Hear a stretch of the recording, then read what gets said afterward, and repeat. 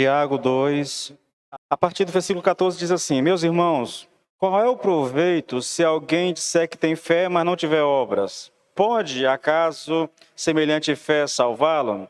Se um irmão ou uma irmã estiverem carecidos de roupa e necessitados do alimento cotidiano, e qualquer dentre vós lhe disser: Ide em paz, aquecei-vos e fartai-vos, sem contudo lhes dar o necessário para o corpo, qual é o proveito disso? Assim também a fé, se não tiver obras, por si só está morta. Aí o texto segue, querido, mas ao longo da ministração a gente vai tratar disso, tá bom? Queridos, esse texto, ele vai do versículo 14 até o 26, é um assunto só, tá bom?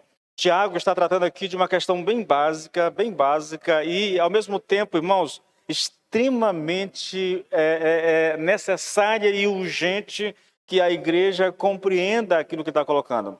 O ensino dele aqui todinho é um só, querido. Fé sem obras não tem utilidade, entende? Fé sem obras é fé morta. Fé morta não é fé salvadora, não é fé bíblica. Então, na verdade, não existe fé sem obra. É isso que ele vai colocar para nós, entendeu? Essa é uma desculpa que nós damos, tá bom? A gente fala de fé como se tivesse fé, mas a fé só pode ser provada se ela pudesse manifestar. Fé que não se manifesta não é fé, é o que diz Tiago. Esse texto, querido, nós estamos trabalhando ele aqui e a gente dividiu ele aqui em partes.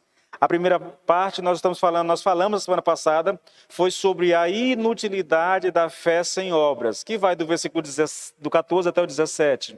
Hoje a gente vai começar a tratar sobre a inutilidade de uma concordância intelectual como prova de fé. Não basta dizer, eu creio em Deus. É basicamente isso, entendeu? Isso não é suficiente. Esse tipo de fé não salva, esse tipo de fé não tem utilidade. Depois nós vamos ver evidências de que obras comprovam a presença de fé verdadeira. E por último, nós vamos fazer um resumo disso que Tiago está falando no versículo 26, querido, tá bom?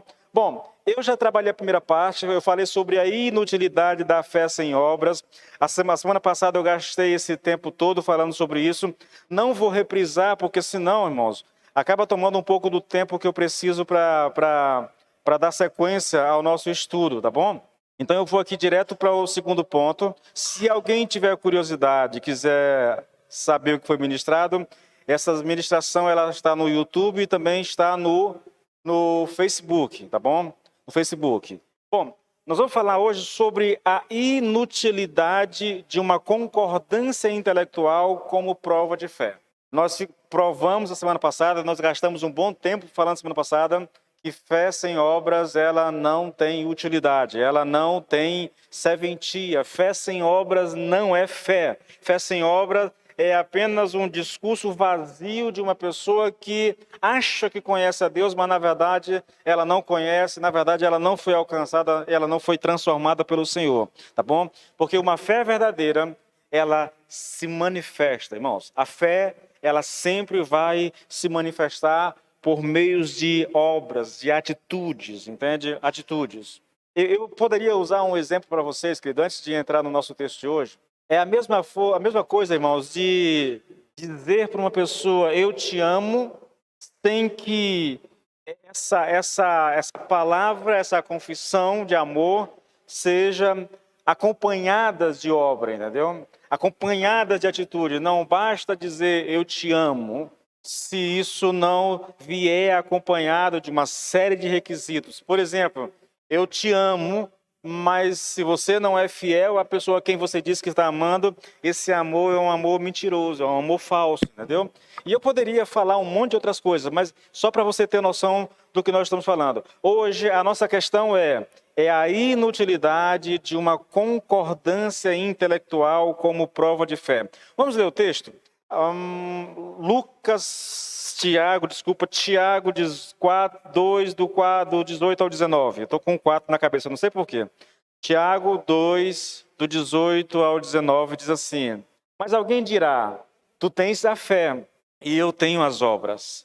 Mostra-me a tua fé sem as obras e eu te mostrarei a minha fé pelas minhas obras.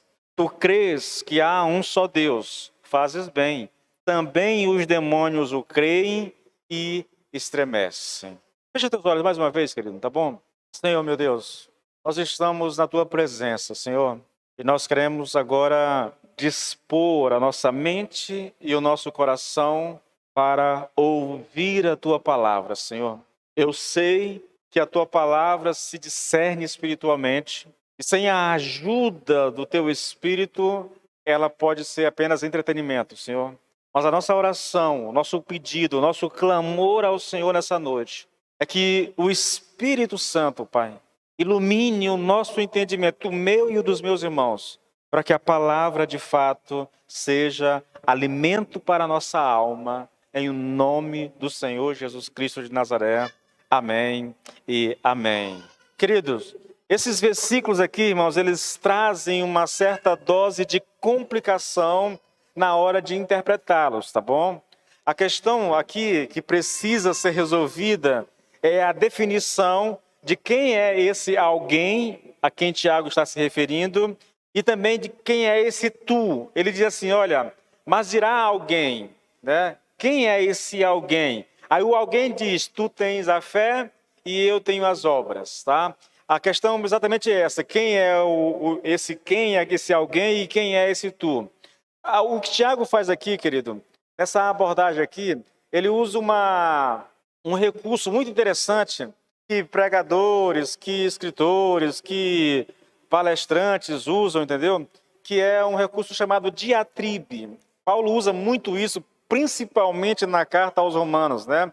É um recurso, querido, utilizado por oradores e por escritores que se dirigem a um interlocutor imaginário.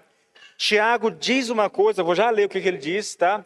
E ao dizer, ele imagina alguém, sabe, questionando ele. E aí ele vai usar esse recurso para mostrar uma coisa para nós interessante, irmãos. Não basta professar crer em Deus, não adianta dizer eu creio em Deus, se isso não for acompanhado de obras, tá bom? Olha o que Tiago diz que leva a essa questão. Versículo 17, né? Ele diz assim, olha, assim também a fé, se não tiver obras, por si só está morta. Ele sabe que isso precisa de uma explicação. Ele sabe que ele precisa argumentar em cima do que ele está dizendo. Então ele vem com esse diálogo aqui. Irmãos, aqui, querido, eu vou citar aqui Nicodemos, mas aqui é um texto interessante. Há uma certa discussão, mas deixa eu citar logo o Nicodemos. O Nicodemos diz assim, olha, o alguém é um cristão genuíno, provavelmente o próprio Tiago, né, que objeta ao tu, né, o hipócrita mencionado em 2,16, quando a pessoa diz para alguém que está passando fome, né, que está sem vestir, olha, vai em paz, que o Senhor te abençoe, mas ele não dá nada para a pessoa comer e não dá nada para a pessoa se vestir, tá? Então, diz o Nicodemos que aqui é Tiago, provavelmente Tiago, que está questionando essa pessoa, tá? Que mesmo sabendo um irmão passando por necessidade, tendo condições de ajudar, ele o despede sem ajuda nenhuma, apenas faz uso de um linguajar bonito. Vamos ler o texto? Olha só, 15:16. Se um irmão ou uma irmã estiverem carecidos de roupa e necessitados do alimento cotidiano, e qualquer um dentre vós lhe disser, ide em paz, é uma expressão interessante, tá? Aquecei-vos e fartai-vos, sem contudo lhes dar o necessário para o corpo. Qual é o proveito de dizer isso? Qual a utilidade de dizer assim, olha, que o Senhor te abençoe, vá em paz, olha, se aqueça, farte-se. Mas ele sabe que o irmão não tem nada. E ele tem como ajudar, mas não está ajudando. Então, por que usar esse linguajar espiritual e bonito se isso não é acompanhado de atitude? Então, Nicodemos diz, provavelmente é Tiago que está questionando esse homem, tá bom? Aí ele diz, olha, nesse caso, Tiago estaria desafiando o hipócrita a mostrar a fé que diz ter, sob o princípio de que somente pelas obras a verdadeira fé se manifesta. Vamos lá. Esse posicionamento aqui, querido, que diz que esse alguém possivelmente seria Tiago, ele é um posicionamento minoritário entre os comentaristas e entre os estudiosos. A maioria dos tradutores, principalmente, defendem que o alguém é um interpelador imaginário que questiona Tiago, que seria o tudo texto. Nesse caso, há uma discussão sobre a extensão da fala desse interpelador imaginário. Veja, eu não vou entrar em detalhes interpretativos, eu não vou entrar nessa discussão aqui, querido, porque ela se estenderia muito e eu não quero gastar tempo com isso. Eu acredito que a melhor forma da gente compreender isso aqui é vendo algumas paráfrases do texto, tá bom? Eu vou citar aqui uma paráfrase de William MacDonald, quando ele diz o seguinte, olha, se referindo a esse texto, parafraseando esse texto, ele diz assim, olha, você afirma ter fé, mas não tem obras para demonstrá-la. Digo que a fé deve ser corroborada por uma vida de obras. Mostre-me que você tem fé sem uma vida de obras, né? Tá desafiando a pessoa. É impossível. A fé é invisível. A única maneira de outros saberem que você tem fé é por meio de uma vida que a comprove. Eu, com as obras, lhe mostrarei a minha fé. Essa é uma paráfrase, é quase que uma explicação do texto, tá bom? Há uma outra aqui, querido, que eu julgo ser interessante também. Alguém me dirá, mas Tiago, você afirma que tem fé. E eu responderei, sim, e tenho obras para corroborar minha afirmação. Prove, aí Tiago está falando, prove para mim que você tem fé sem obras, e eu provarei para você que tenho fé por meio de minhas obras. Irmãos, isso para mim é suficiente, né? E aqui, querido, a intenção aqui, querido, de Tiago, o que fica claro, é confrontar, entendeu?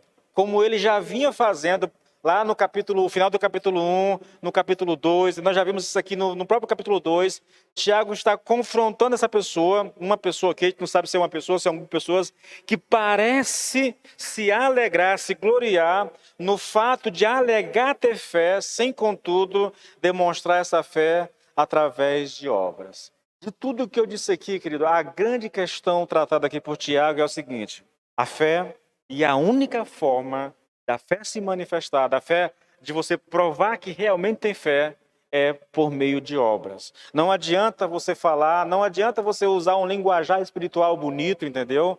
Porque isso não é suficiente. Isso é inútil, na verdade, a menos que esse linguajar espiritual seja acompanhado de obras, de atitudes, entendeu? Aqui, querido, o grande lance aqui é como se Tiago estivesse dizendo para essa pessoa, olha, você me mostra a fé que você tem sem as obras, e eu, por meio das minhas obras, te mostro a minha fé. Essa é a questão, querido. Essa é a questão. Na verdade, irmãos, eu diria que esse é o grande lance da igreja, né? Ou talvez o calcanhar de Aquiles da igreja, se é que eu posso colocar dessa forma. Porque, irmãos, eu posso falar a vocês, eu conheço muitas pessoas com esse discurso de fé, esse discurso bonito, espiritual, de amar a Deus, essa coisa toda, e, no entanto, a vida delas mostra exatamente o contrário. O contrário. Eu sou aqui obrigado a concordar com Nicodemos, querido, quando ele diz que o ponto de Tiago aqui, querido, é que a verdadeira fé só pode manifestar-se, ser conhecida e comprovada por meio de ações correspondentes. E que a mera declaração, né, a mera profissão de fé, elas não são suficientes para provar a sua genuinidade. Meu Deus do céu, quase não sai. Sabe aquela pessoa? Ah, Senhor, Tu és a razão da minha existência. Senhor, Tu és tudo para mim. Eu te amo mais do que qualquer coisa nesse mundo. É bonito isso, né? Parece espiritual. Mas se isso não for acompanhado, querida, de atitudes que comprovem que você realmente ama o Senhor, qual a utilidade desse discurso? Você entende? Nós somos muito habituados, irmãos, e isso a gente corre um risco com isso, porque a gente se acostuma a falar dessa forma, a gente acostuma com um vocabulário cristão, e muitas vezes a gente não se dá conta, querido, de que esse vocabulário cristão, que esse discurso nosso, esse linguajar nosso, entendeu? Essa bolha, muito falada hoje nas mídias, essa bolha que nós vivemos, pode ser que ela nos leve, querido, a uma percepção errada do que seja a vida cristã. Pode ser que a gente se acostume com isso e ache que isso é suficiente, assim como foi com os judeus da época de Jesus. Eles tinham a Bíblia, eles tinham o Velho Testamento, eles tinham o templo, eles tinham o culto, eles tinham os sacerdotes, eles tinham os profetas, irmãos, estavam habituados a falar nesse linguajar bonito, conheciam a palavra de Deus, eram capazes de ensinar a palavra de Deus, contudo eles não viviam a palavra de Deus. E Paulo diz assim, olha, não adianta conhecer, não adianta nem mesmo ensinar, querido, se você não está disposto a viver aquilo que você está ensinando. Em outras palavras, irmãos, a única maneira de nós provarmos que realmente temos fé bíblica, é por meio de obras. Por meio de obras. Eu quero convidar você, querido, para você perceber, porque Tiago aqui chama a nossa atenção para a inutilidade, irmãos, de uma profissão de fé sem ações correspondentes. Olha o versículo 19, irmãos. Veja o que Tiago diz. Olha, crês tu que Deus é um só? Fazes bem. Até os demônios creem e tremem. Tiago aqui, querido, ele está praticamente citando na íntegra Deuteronômio 6,4, quando diz assim, olha, ouve Israel, o Senhor nosso Deus é o único Senhor, né? Esse é um texto muito conhecido dos judeus, as pessoas a quem Tiago está escrevendo essa carta, tá bom? O problema aqui, querido, era que o fato de alguém declarar em voz alta que há um só Deus e concordar mentalmente com essa verdade, isso não é suficiente para comprovar fé salvadora. Irmãos, lá vai eu de novo me repetir. Quando os antigos, eles ensinavam a fé, querido, e ensinavam a fé preocupados com essa coisa de alguém apenas se contentar com a ideia de professar a fé em Deus, entendeu? Eles ensinavam fé usando 3 letras Cs. Era confiança, eles diziam, olha, primeiro fé é conhecimento, isso. Fé é conhecimento. Não há fé se não houver conhecimento. Ponto. Não existe esse negócio de um salto, fé é salto no escuro. Não, não, não. A fé vem pelo conhecimento da palavra de Deus, irmãos. O próprio Paulo diz isso em Romanos, né? A fé vem por ouvir e ouvir a palavra de Deus. Então, fé vem por conhecer. O conhecimento é o primeiro alicerce de uma boa fé. Se não há conhecimento, não há fé. Então, conhecimento é necessário. Só que apenas conhecer não é suficiente. É necessário, mas não é suficiente. É necessário conhecer, e aqui entra a segunda letra. É necessário também concordar, tá bom? Então vamos lá. A Bíblia diz que Jesus Cristo morreu na cruz para nos salvar. Ele deu a sua vida para nos salvar. Então o conhecimento é esse. Eu estou dizendo que Jesus morreu, eu estou ensinando por meio da palavra que Jesus morreu na cruz e ele não morreu à toa, ele não morreu em vão, ele morreu com um propósito, com uma finalidade. E a morte de Jesus na cruz tem a finalidade de nos salvar. Então o que eu preciso fazer? Eu preciso me entregar minha vida para Jesus para que eu seja salvo. O conhecimento está dado. A pergunta é, você concorda com isso? Porque há pessoas que dizem assim, olha, eu sei que está escrito, só que eu não concordo que é assim. Eu não concordo que aceitar Jesus Cristo seja o único meio de salvação. Eu imagino que existam outras alternativas. E, bom, ele tem um conhecimento, mas ele não concorda. Acabou a fé, irmãos, tá bom?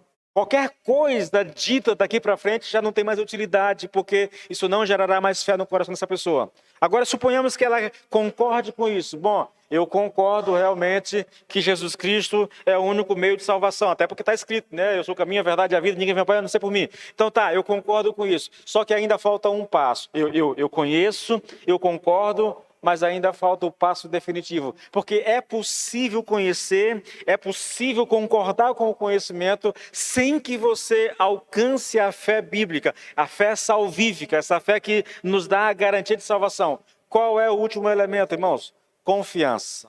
Confiança. Esse é o último elemento. E não tem como. Eu gosto desse exemplo, eu cito isso aqui. É capaz de todo mundo já conhecer. Mas eu vou citar mesmo assim, irmãos, porque eu acho que isso retrata exatamente o que é necessário na nossa vida para que a gente alcance salvação. Eu não sei, os dados eu não tenho mais, está em algum lugar por aí, mas eu sei que um homem, num determinado, se eu não me engano, 1982, me parece, ele resolveu cruzar a fronteira dos Estados Unidos com o Canadá. Numa caída, alguém lembra aqui as cachoeiras do Niágara, alguma coisa assim. Cataratas de Niágara, é isso. É uma queda d'água gigantesca, irmãos. E essa queda d'água faz a divisa entre Estados Unidos e Canadá. Então ele disse o seguinte, olha, eu vou cruzar a fronteira entre os Estados Unidos e Canadá por cima de um cabo de aço sem nenhum tipo de proteção. Ele se lança ao desafio, ele divulga isso. Agora imagine, todo mundo divulgando isso, chega o dia. Aí nós temos lá um monte de gente curiosa querendo ver, os canais de televisão cobrindo o acontecimento, todo mundo quer noticiar o que está acontecendo. Agora imagine, meu ponto aqui é dizer para você o que é confiança, tá bom? Então imagine que você é um desses espectadores que está ali, ansioso para ver o cara subir o cabo e cruzar aquela fronteira. Aí, veja, você tem um conhecimento, você sabe o que ele vai fazer, tá bom? Você sabe, ele vai cruzar a fronteira por cima de um cabo sem nenhum tipo de proteção. Ele chega para ti e diz assim, você acredita que eu consiga atravessar sem cair? O cara cheio de expectativa, querendo ver o camarada, né? Diz assim, eu acredito sim. Tá vendo? Ele tem um conhecimento, agora ele concorda que o cara vai fazer a travessia. Aí ele olha para você e diz assim, tá, se você acredita realmente que eu vou conseguir atravessar, então faz o seguinte, sobe aqui nas minhas costas e vem comigo. Esse é o desafio da confiança, irmãos. A fé bíblica, ela requer que eu conheça com aquilo que está escrito, com a mensagem, que eu concorde com a mensagem e que eu confie na mensagem. E a confiança, querido, essa entrega que nós fazemos ao Senhor de corpo e alma para vivermos para Deus, entendeu? A despeito dos desafios, a despeito de qualquer coisa que a gente tem que enfrentar nessa caminhada, eu acredito, eu confio naquilo que está escrito e eu vou servir ao Senhor de todo o meu coração. Isso é fé bíblica, irmãos. Porque a fé que Tiago está tratando aqui, ela tem apenas dois elementos. Ela tem o conhecimento e ela tem a concordância. Repetindo o que Tiago diz, crês tu que Deus é um só? Né? Tá nas entrelinhas. Grandes coisas isso. Até o diabo crê nisso, até os demônios creem nisso. Não há vantagem nisso. Percebe? O que ele está ensinando aqui? Apenas uma concordância intelectual, querido, com aquilo que está escrito, não é fé. Não é fé. É isso que Tiago está dizendo, irmãos. Bom, olha uma coisa interessante. Como prova, querido, desse fato de que uma concordância intelectual sem a presença de obras que comprovem aquilo que nós cremos não tem utilidade nenhuma, Tiago diz que até mesmo os demônios concordam intelectualmente com a verdade de que há um só Deus. Entretanto, né, nós sabemos, isso não indica, o fato dos demônios crerem que há um só Deus, isso não indica que exista na vida desses demônios algum tipo de fé salvadora. É apenas um conhecimento que não tem nenhuma utilidade na vida deles. Agora, há algo mais interessante. Há um homem chamado Jim Sanham. Ele diz que é possível que Tiago também desenvolva aqui um argumento mais sutil. Qual é o argumento? Até mesmo a fé dos demônios produz uma reação exterior. Qual é a reação? O texto diz, eles estremecem diante da verdade de que só há um Deus, entendeu? Bom, escute a conclusão desse argumento, irmãos. As pessoas que simplesmente expressam verbalmente as palavras há um só Deus, ou manifestam essa fé intelectual, sem temor ou reverência por Deus, são envergonhadas por demônios que, pelo menos, estremecem ao pensar em Deus. Não adianta dizer que tem fé, não adianta professar uma fé intelectual, não apenas, ou é um termo que a gente usa muito, né? Usou muito nas células, não apenas assentimento intelectual, concordância intelectual com a verdade, querido. Isso não é suficiente para nós. É necessário, sem essas duas coisas você não tem fé, mas só com essas duas coisas você continua sem fé, entendeu? Para que haja fé, irmãos. Veja, irmãos, alguém aqui já viu fé? A resposta é não, né? Mas é interessante. Jesus está numa casa cercado de pessoas E, de repente, no meio daquela reunião ali, um grupo de pessoas trazendo um amigo, né? Eles tentam entrar na casa e não conseguem. Há muita gente, as pessoas estão ali emperrando a entrada, eles não conseguem. O que eles fazem? Eles sobem na casa, abrem um buraco no telhado e eles descem o doente numa maca amarrado por cordas até diante. A Bíblia diz que quando Jesus viu aquilo, o texto diz, e vendo Jesus a fé daquelas pessoas, entende? Veja, ele não viu a fé, irmãos, porque a fé é uma coisa quase que subjetiva, você não consegue ver. Mas por que o texto diz que ele viu a fé? Aquelas pessoas acreditavam de tanto que Jesus poderia curar o amigo, que eles subiram no telhado da casa e desceram um amigo amarrado por cordas até onde Jesus estava. A fé se manifestou, irmãos. A fé ganhou forma, a fé se transformou numa coisa visível, né? É impressionante isso, irmãos. Por quê, irmãos? Por que isso é tão importante, querido? Porque às vezes, irmãos, a gente não... sabe, a gente vive a vida cristã no piloto automático. Nós não paramos mais para fazer reflexões, nós não paramos mais para meditar sobre a vida. A gente fala e prega a palavra ou lê a palavra num automático. É como se aquilo não dissesse respeito a nós que estamos lendo, entende? É como se o que vocês estão ouvindo aqui não dissesse respeito a vocês. Há um pensamento, eu sou salvo. Não importa, eu sou salvo, entendeu? Então a gente não mais para sondar o próprio coração. A gente não mais querido, para olhar a nossa vida e comparar a nossa vida com a palavra. Nós estamos vivendo num automático, irmãos, até que um dia Deus talvez nos sacuda, nos acorde com alguma situação, né? E aí a gente é obrigado a parar e olhar para a vida. Porque até então, querido, a gente vai vivendo a vida. Tiago está escrevendo uma carta para a igreja, irmãos. Igreja.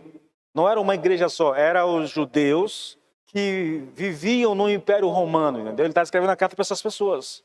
E eles estão ali vivendo uma vida, querido. Olha, no capítulo 1, Tiago diz assim, olha, não adianta apenas ouvir a palavra de Deus. Vocês têm que ouvir e praticar. É a mesma coisa aqui, entendeu? É quase como nós hoje, irmãos. Me desculpe dizer isso. A gente ouve. Meu Deus do céu, quantas pregações você não já ouviu depois que se converteu? Mas muitas vezes, querido, a imensa maioria dessas pregações a gente ouve e não tem a intenção de colocar em prática aquilo que está ouvindo. Aqui me remete aqui a Ezequiel, uma palavra muito dura de Ezequiel, que Deus dá a Ezequiel. Ouvir a palavra de Deus, que o Senhor nos perdoe por esse pecado, irmãos. Mas ouvir a palavra de Deus sem a intenção de obedecê-la é apenas entretenimento, sabia? É como você assistir um filme, é como você assistir um jogo de futebol, uma série, ou qualquer outra coisa. É entretenimento, irmãos. Quando nós vamos ouvir a palavra de Deus, é necessário que haja no nosso coração um desejo de vivê-la, um desejo de ajustar a nossa vida àquilo que nós estamos aprendendo. Quando a gente vem para cá, irmãos, a gente entra, sai, semana após semana, mês após mês, ano após ano, e a gente não tem a preocupação, não tem no coração o desejo de viver aquilo que está aprendendo. Querido, isso aqui é apenas um momento de entretenimento. Como qualquer outro, como o cinema, como o teatro, como o jogo de futebol, como qualquer outra coisa que você possa imaginar. Isso, querido, é viver como se Deus não existisse. Isso é tratar a palavra de Deus como algo que não tem valor. E eu digo isso, irmãos, e muitas vezes eu me pego fazendo isso. Repito, a gente vive a vida cristã no automático. A gente não para para refletir, para pensar. A gente não para olhar para a nossa vida e perguntar a si mesmo, como é que eu estou vivendo a minha vida cristã?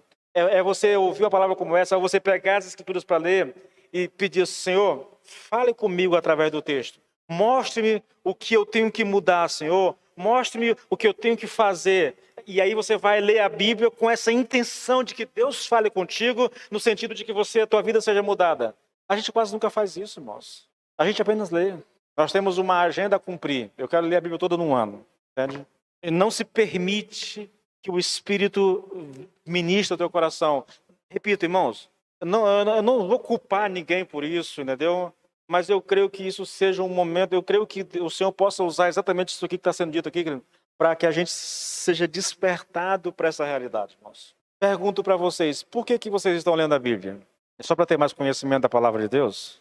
É louvável querer conhecer a palavra de Deus, mas é só isso? Por que vocês ouvem a pregação da palavra de Deus? É porque é só uma obrigação do crente? É domingo e eu tenho que ir à igreja no domingo? É só por isso? Ou há algum desejo no coração, alguma intenção, querido, de viver aquilo que você está ouvindo, aprendendo? Vamos olhar aqui as evidências. É o nosso terceiro ponto aqui, tá bom? Evidências de que obras comprovam a presença de fé verdadeira. Irmãos, é uma pregação bem repetitiva, mas que é necessária, tá bom? Tiago está gastando aqui 12 versículos, basicamente 12 versículos, 16 versículos quase, para dizer uma única coisa, querido. Uma única coisa. Ele está escrevendo à igreja, ele sabe que na igreja há esse problema e ele está alertando a igreja. Ele está instruindo a igreja, entendeu? Não é Tiago falando por conta própria, falando de si mesmo. Você sabe, os livros da Bíblia são inspirados. Então a gente sabe que por trás da pessoa de Tiago há o Espírito Santo como autor das Escrituras. E o Espírito leva Tiago a escrever exatamente sobre isso, para orientar a igreja. Qual é a orientação? Não adianta proferir uma fé sem que ela seja acompanhada de obras. Não adianta. Essa fé, desculpa que eu vou dizer isso aqui, querida, mas essa fé vai te levar para o inferno. Essa fé vai te jogar no lago de fogo. Essa fé é a tua condenação. Se essa fé não for manifestada, se ela não for acompanhada por obras, você está se enganando, se auto-enganando. É uma fé destrutiva. É uma fé, mais uma vez me perdoe, é uma fé maligna, entendeu? É uma fé que está te afastando do Senhor. Você está dentro da casa do Senhor, está cantando ao Senhor, proferindo palavras de adoração ao Senhor, mas ao mesmo tempo está sendo afastado de Deus. Por quê? Porque está vivendo uma fé mentirosa. A fé precisa vir acompanhada de obras, querido, ou ela não é fé. Olha o texto, irmãos. Evidência de que obras comprovam a presença da fé verdadeira. A partir do versículo 20. Olha como Tiago coloca isso. Seu tolo. Olha só, irmãos. Que expressão forte, querido. Seu tolo. Você quer ter certeza de que a fé sem obras é inútil? Antes que eu continue, viu? Ei, foram vocês que escolheram essa carta, viu? Foi vocês que votaram nessa carta para ser pregada, tá bom? Então aguenta as pontas aí, tá, querido?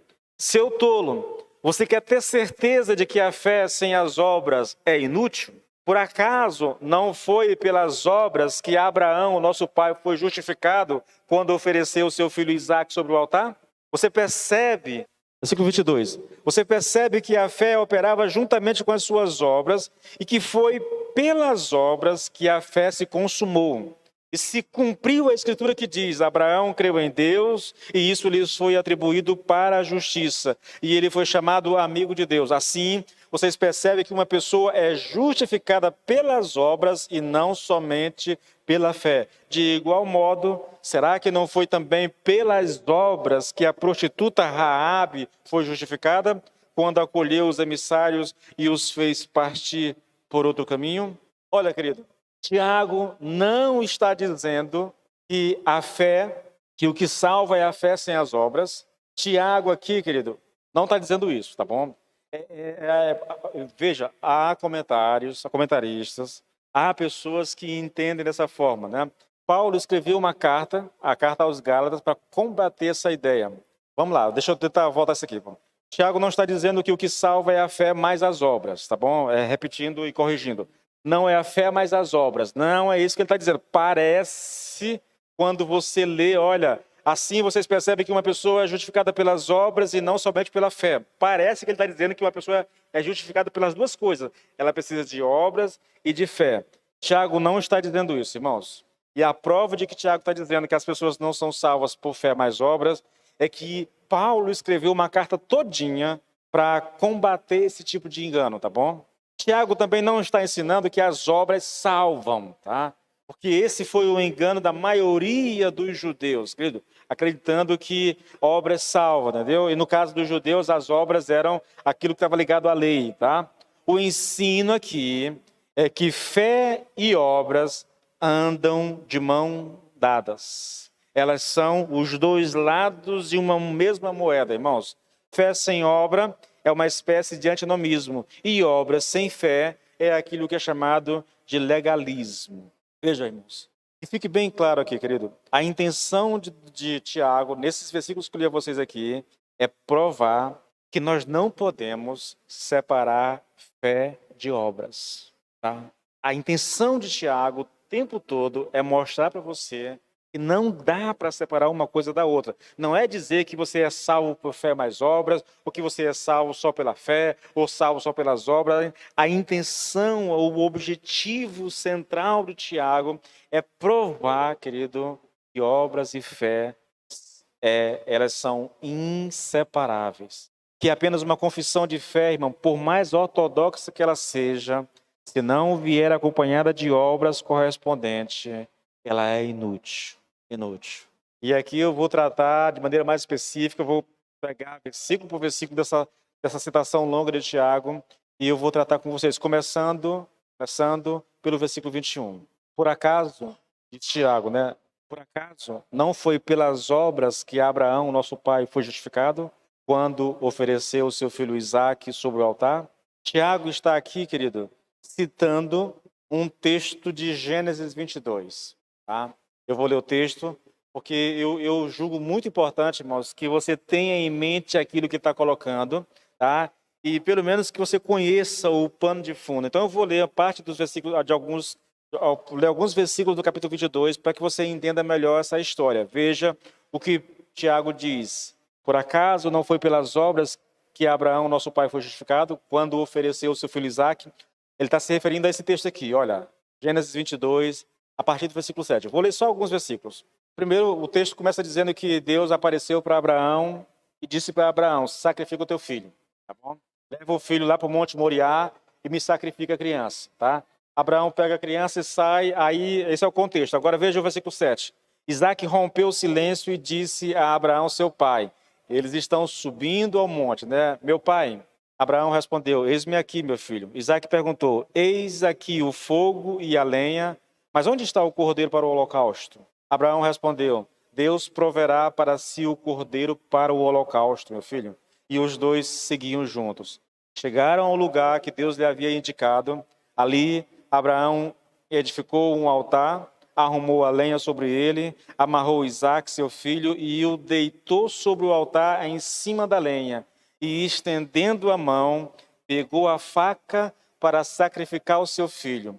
Antes de eu continuar esse texto, querido, eu estava num retiro há muito tempo atrás, com o pastor Jair, e por alguma razão o tema girava em torno desse negócio aqui, de Gênesis 22. Quando terminou a programação, o culto com todo mundo, ele chamou apenas os pais para uma reunião extra. E ali, querido, naquela reunião, ele ministrou sobre essa questão aqui, o que Abraão estava fazendo, e ele disse assim: olha, eu quero te convidar para uma viagem mental muito profunda. Você vai pegar o seu Isaque e vai levar ao monte e vai sacrificá-lo. Ele começou a narrativa, irmãos, e a gente foi imaginando aquele passo a passo. Querido, quando chegou na hora de pegar o filho, na época eu tinha o Jonatas, quando chegou na hora de pegar o filho e colocar sobre o altar, que você pega a faca para matar a criança, irmãos, a mulherada disparou num choro, querido, num grito, e nós estávamos apenas imaginando. Apenas imaginando. Eu leio esse texto, irmãos, e parece que para Abraão foi tão simples, sabe? Chegaram ao lugar que Deus lhe havia indicado. Ali, Abraão foi e edificou um altar, arrumou a lenha sobre ele, amarrou Isaque, o filho se deixou amarrar, porque era um adolescente, né? E deitou a criança sobre o altar, né, em cima da lenha. Aí ele estende a mão, pega a faca para matar o filho, querido. Mas do céu, versículo 11, mas do céu, o anjo do Senhor o chamou: Abraão, Abraão. Ele respondeu: eis-me aqui. Então lhe disse: não estenda a mão sobre o menino e não faça nada a ele, pois agora sei que você teme a Deus, porque não me negou o seu filho, o seu único filho. Quando o texto se refere ao único filho, se você já leu a Bíblia, você sabe que aqui Abraão era pai também de Ismael, tá bom? Mas é o único filho no sentido de que ele era o filho da promessa, tá? Então, nesse sentido, ele é o único filho.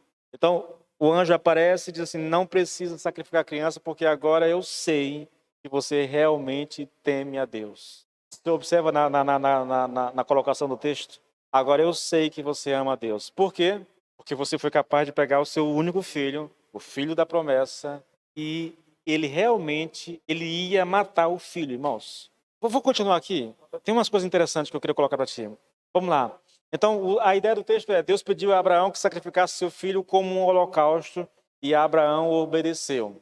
E Tiago chama esse ato de obediência de obras. Obras. É a fé de Abraão que está se manifestando através de obras. E antes de continuar, irmãos, eu tenho uma questão interessante aqui. Tiago diz que fé sem obras é morta, mas a questão é, o que são essas obras? Alguém me perguntou na segunda-feira da semana passada, assim, pastor, o senhor falou sobre obras, mas o que são obras na verdade? Se você pegar apenas a carta de Tiago, nós temos dois exemplos de obra. Primeiro, nós temos o exemplo que Tiago cita da pessoa necessitada, que chega para um irmão, que tem condição de ajudar, mas não ajuda. Entendeu? Então, obras ali seria o fato de você socorrer o irmão necessitado. Mas também Tiago cita, querido, aqui, esses exemplos aqui de Abraão e de Raabe. Né? Aqui Abraão, Deus falou a Abraão, eu quero o teu filho, eu quero que você me ofereça o teu filho em holocausto. E ele simplesmente pega a criança e leva, ou a criança, o adolescente leva para sacrificar o Senhor. O outro exemplo é Raabe. Raabe era uma prostituta que vivia em Jericó, mas que ouviu a fama do povo de Israel e do que Deus estava fazendo por meio do povo de Israel. Quando os espias chegam na casa dela, ela conhecendo a fama de Deus, a fama do povo, né, ela disse o seguinte, olha, nós vamos fazer aqui um acordo, eu vou guardar, eu vou proteger vocês, mas eu quero que vocês também nos guardem da morte. Quando vocês entrarem aqui, vocês vão poupar a minha vida, a minha família. Tá.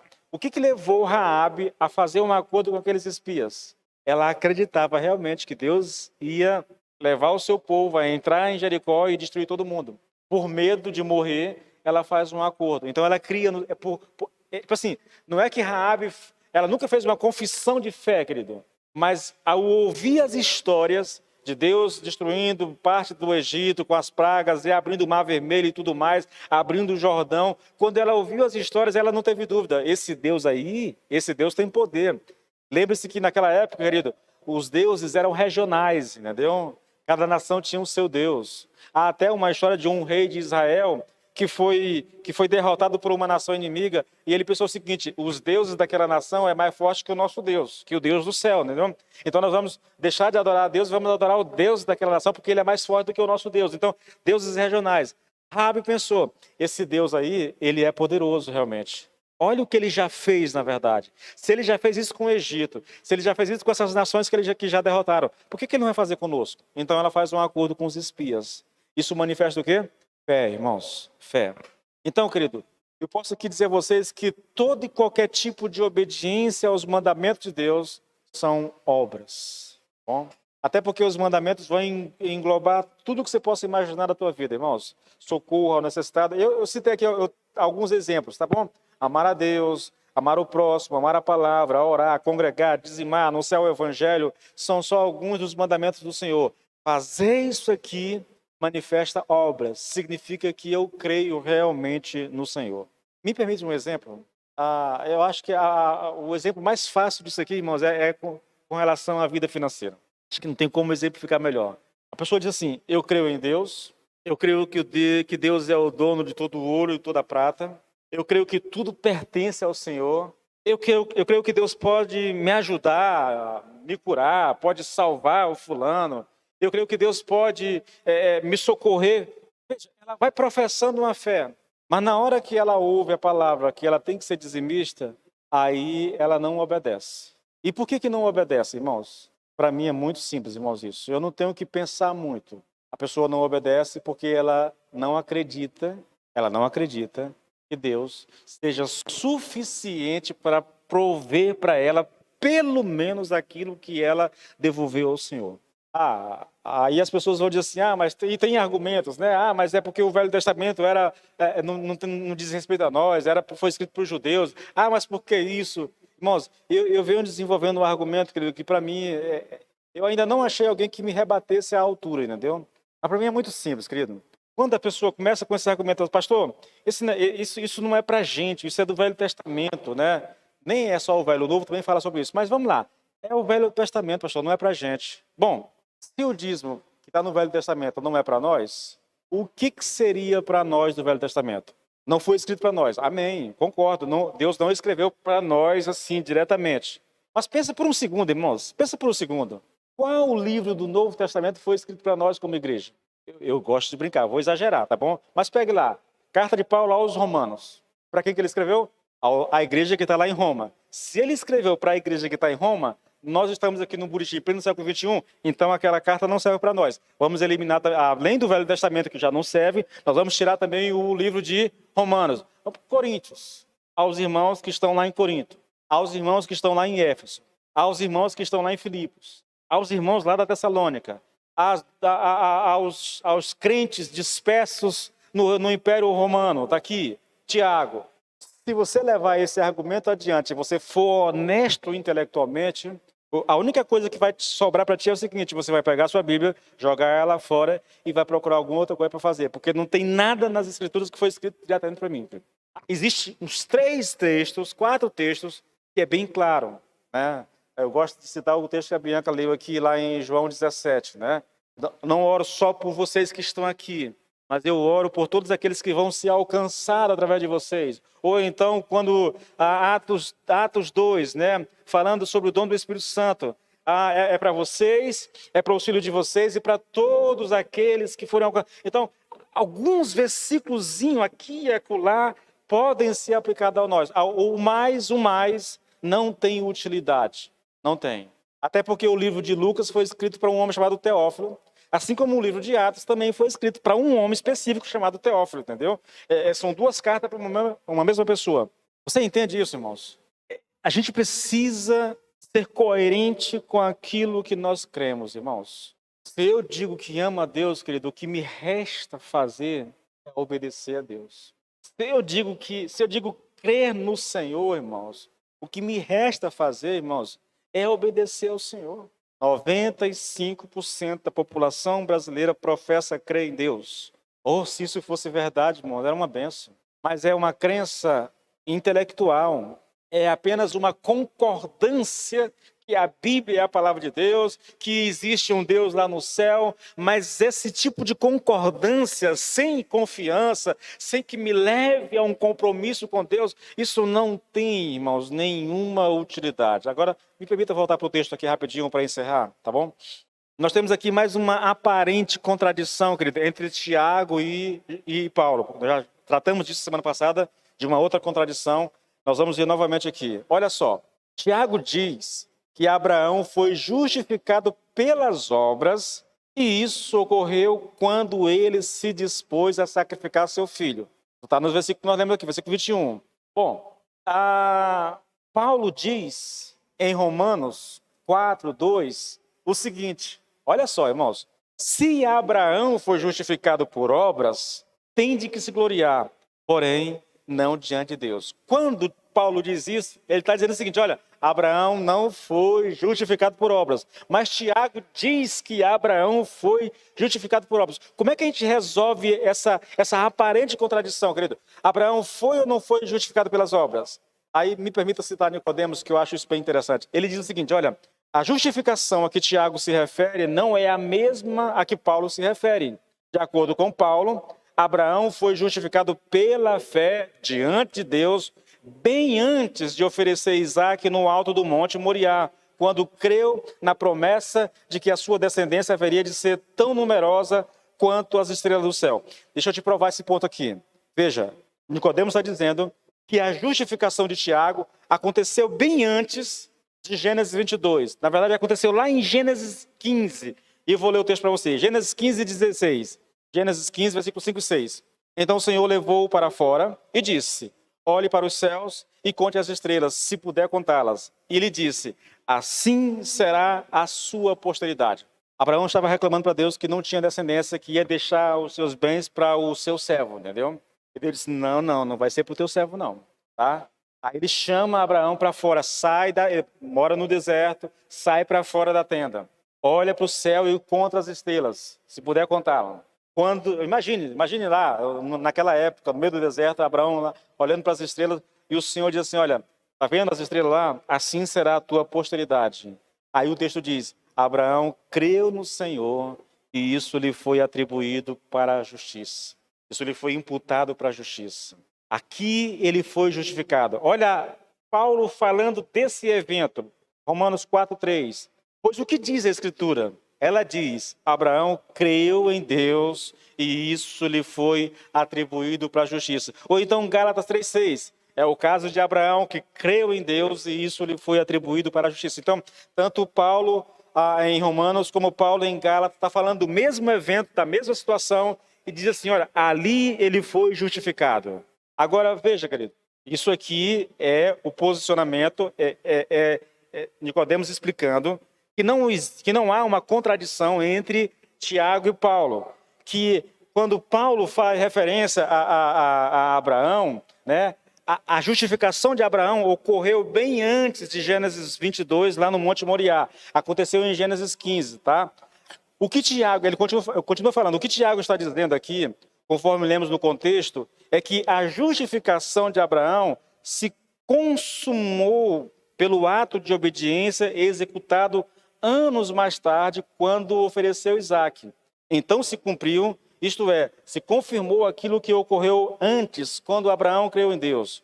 Conforme o próprio Tiago, a imputação da justiça feita a Abraão foi exatamente quando ele creu em Deus, conforme Gênesis 15:6. E nisso ele concorda integralmente com Paulo. Olha o que Tiago diz, irmãos. Veja só, olha que coisa interessante. Por acaso, não foi pelas obras que Abraão, nosso pai, foi justificado quando ofereceu seu filho Isaque sobre o altar? Agora ele vai explicar isso. Você percebe que a fé operava juntamente com as suas obras e que pelas obras a fé se consumou. Ele já tinha fé, mas quando ele oferece Isaque lá no Monte Moriá, essa fé se consuma. É isso que o Tiago está dizendo. E aí ele diz, e se cumpriu a escritura que diz, Abraão creu em Deus e isso lhe foi atribuído para a justiça. Então veja, querido, Tiago sabe que a justificação de Abraão aconteceu lá em Gênesis 15, tanto é que ele cita o texto, tá bom? Mas essa fé que foi atribuída a Tiago, a Abraão, lá em Gênesis 15, ela se confirmou, ela se consumou em Gênesis 22, quando Abraão se dispôs a oferecer o filho a Deus, tá bom?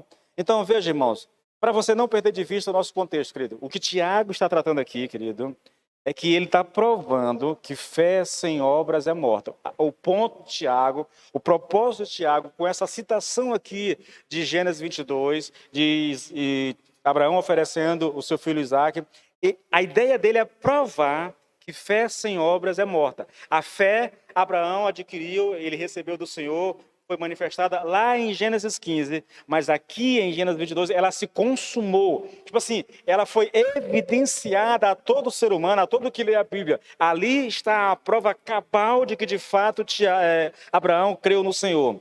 E qual é a prova? É que quando Deus pediu a ele o seu filho, ele não negou o filho, entendeu? Essa é a razão, irmãos, para Calvino dizer que os que tentam usar esta passagem para provar a justificação pelas obras cometem um absurdo, pois não é esta a intenção de Tiago. Seu ponto, ao apresentar argumentos, é que uma fé morta não tem obras que a acompanhem. Ninguém jamais compreenderá o que Tiago diz aqui, nem poderá julgar justamente as suas palavras, se não mantiver diante dos olhos o objetivo do autor. Por que é que ele está citando Abraão? Porque ele quer provar que uma fé sem obras é morta. Lá em Gênesis 15... ele creu no Senhor, mas ele não demonstrou, não teve como demonstrar. Se você perceber, querido, depois que Abraão crê no Senhor, o que ele faz, na verdade, irmãos? Ele comete um ato que é uma loucura. Por quê?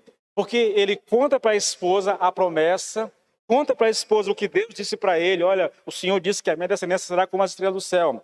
Aí a esposa, estéril, diz assim, tudo bem, já que você vai ser pai de uma multidão, então faz o seguinte, pega a minha serva, tem relação com ela e a palavra do Senhor vai se cumprir. Percebe, querido? Eles tentaram manifestar a fé por meios humanos. É por isso que Isaac é chamado filho da promessa, tá bom? Ele veio numa época em que Sara não podia ter filho, que Abraão não podia ter filho, Sara não podia ter filho por causa da idade e por causa do ventre, né? Ela era estéril, na verdade. Mas quando tudo parecia impossível, quando tudo parecia inimaginável, o Senhor vem, opera um milagre e a mulher tem um filho. Ele é o filho da promessa. Agora veja outra coisa interessante, irmãos. Deixa eu tentar colocar isso para você de uma maneira assim que não fique nenhuma dúvida quanto a essa questão, querido. Tiago não está dizendo que quando Abraão ofereceu Isaque como sacrifício, ele foi declarado justo. Não é isso que Tiago está dizendo, tá? Novamente, para não perder o raciocínio. Tiago não está dizendo que quando Abraão ofereceu Isaque como sacrifício, ele foi declarado justo, como se esse momento tivesse sido aquele em que Abraão exerceu fé salvadora, tá bom? Ao contrário, quando Abraão ofereceu Isaque, esse foi o momento em que ele demonstrou ser justo. A fé se tornou pública, a fé se transformou em obras, irmãos, em obras. E meu horário acabou. 9 horas. Deixa eu tentar aqui, queridos. A semana que vem eu encerro esse texto. Mas deixa eu chamar a tua atenção aqui para algumas coisas, irmãos. Queridos, até que ponto você está disposto a sondar o teu coração a respeito desse tema? Qual é o nosso tema? A única forma de você provar que tem fé não é falando que tem fé. A única prova de você provar que tem fé não é dizendo, Deus, eu te amo, Senhor, tu és a razão da minha vida. Ah, Senhor, eu não sei viver sem ti. Isso qualquer um pode falar, querido. A única prova que você realmente tem uma fé salvadora, uma fé bíblica, é mostrando essa fé, irmãos. Não há outro meio. E como é que a gente mostra a fé que nós temos, querido? Obedecendo a Deus. Ele nos manda orar, e porque nós cremos em Deus, nós oramos. Ele nos manda amar a sua palavra, lê-la, e porque nós cremos em Deus, nós lemos e estudamos a sua palavra e dispomos o nosso coração para ouvir a palavra. Ele nos manda amar o próximo e cuidar dele quando necessário, e é exatamente isso que nós deveríamos fazer. O irmão está passando por necessidade, eu posso ajudar de alguma forma. Não estou falando de oração aqui agora, estou falando de meter a mão no bolso e ajudar mesmo. Se você pode e não ajuda, a Bíblia diz, você não tem fé. Ou sua fé é inútil. A Bíblia diz para você congregar, irmãos. Não deixemos de congregar, como é o costume de alguns, porque aí o texto diz lá em Hebreus, não deixemos, é uma ordem, congreguem, congreguem. Ah, mas eu estou cansado, Senhor, fui para a praia, cheguei cansado, estou com sono, o problema é teu. É o problema de Deus, irmãos. Se você não congregar, é porque você não tem fé. É porque a tua fé não serve. A tua fé não serve nem para te tirar de casa e te trazer para a igreja. Entende? É necessário que nós sondemos o nosso coração, querido.